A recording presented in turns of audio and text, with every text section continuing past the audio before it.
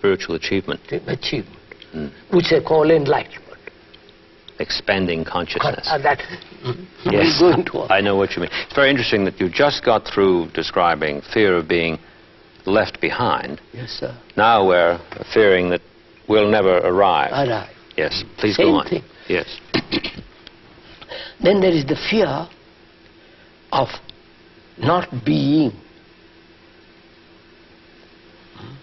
which translates itself in identification with. I must identify myself.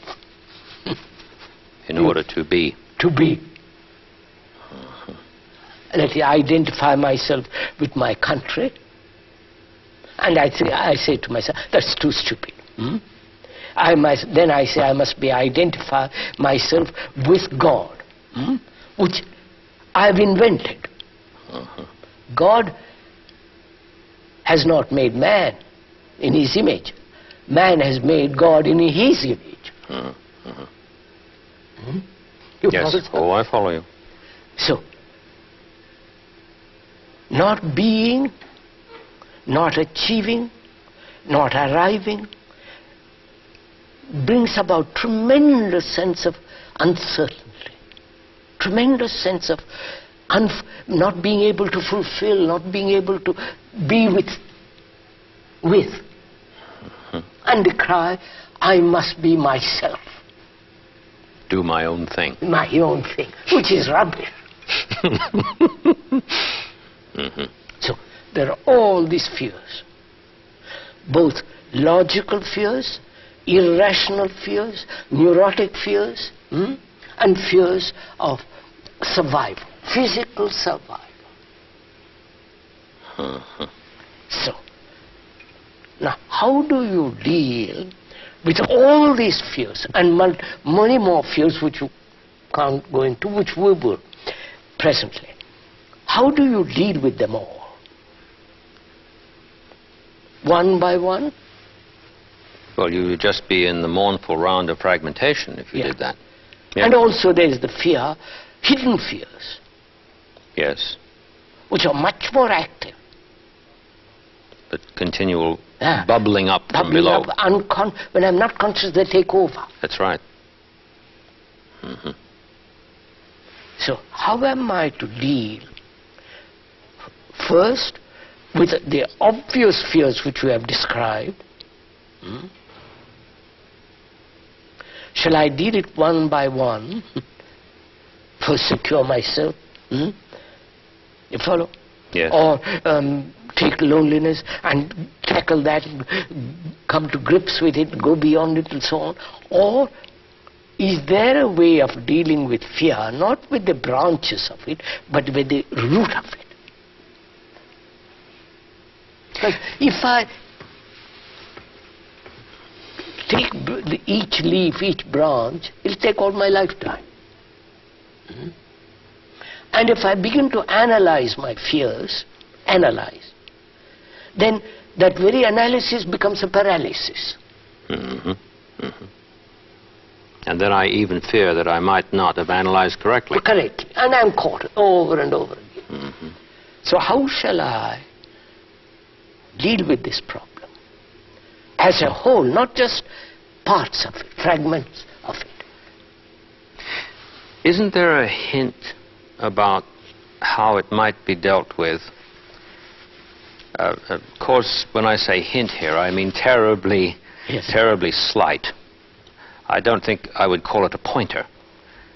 But fear, no matter how many varieties one imagines he knows, fear does have a common taste, you might say. Yes. There is something there. That, yes, sir, but what shall I do with it? Oh, yes, of course, I quite understand. But it interested me while you were speaking to observe that already when we think of many fears, we haven't even paid attention to how we fear when we fear. Yes. I was interested to have that flash because it seems to be altogether consonant with what you're talking about. And I said to myself, now, in our conversations we've been pointing to movement. The movement of fear is one. Yes, a tremendous one.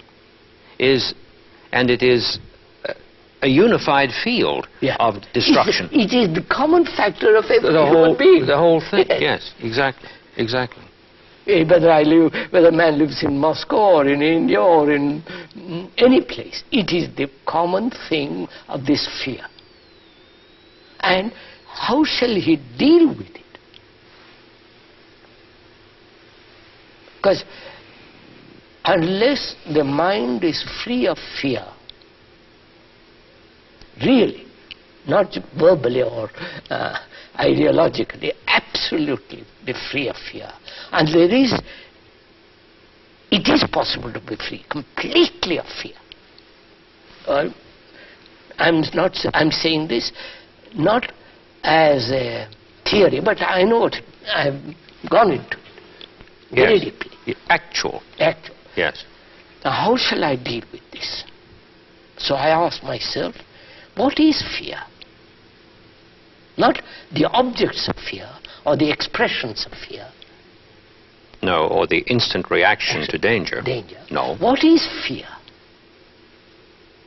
It's an idea in my mind, in part. What is fear, sir?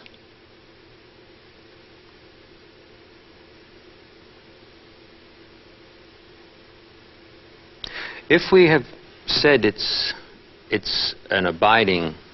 No, behind the words, behind the description, the explanations, the way out and the way in and all the rest of it, what is fear? How does it come? If I followed you through our conversations up until now, I'd be inclined to say that it is another expression of the observer's disordered relation to the observer. What does that mean? What is the what you say? Look, this problem is this. I'm only making the problem clearer so that yes. Man has tried to lop off or prune one fear after the other. Through analysis, through escape, through identifying himself with something which is called courage, or saying, well, I don't care, I rationalize my fears and remain in a state of rationalized, intellectual, verbal explanation, but the thing is boiling. So what shall I do? What is fear? Unless I find this out, not because you tell me, unless I find it out for myself, as I find for myself that I am hungry. Nobody has to tell me I'm hungry. I have to find this out. Yes, now there's a difference here in terms of what you have just said. And in so saying, pointing to something. And my earlier reply, when you asked me what is fear, I did the usual academic thing. If I have followed you up until now, then it seems clear that. Whereas, let's forget about the following. Let's zero in on it right now, and then I must say, not I might say, but I must say that I can't tell anybody else what fear is with respect to what it is I am going to discover in me as such. And all my continual descriptions about it are simply a deflection from my immediate issue, which is here. Yes. Yes. So, I'm not escaping. No. I'm not